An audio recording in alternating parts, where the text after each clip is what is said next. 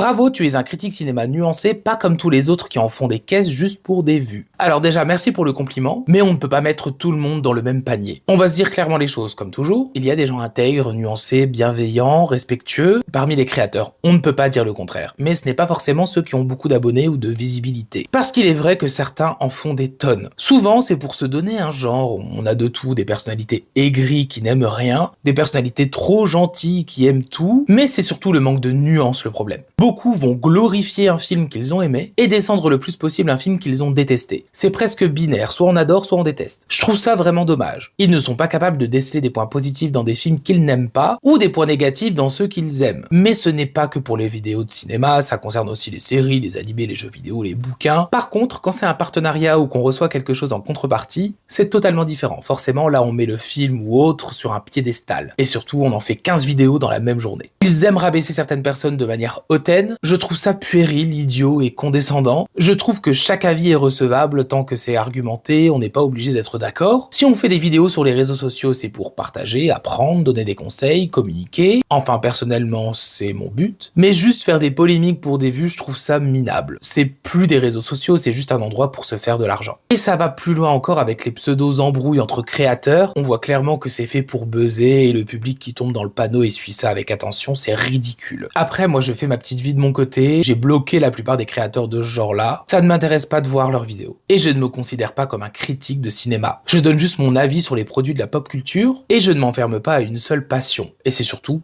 pas mon boulot.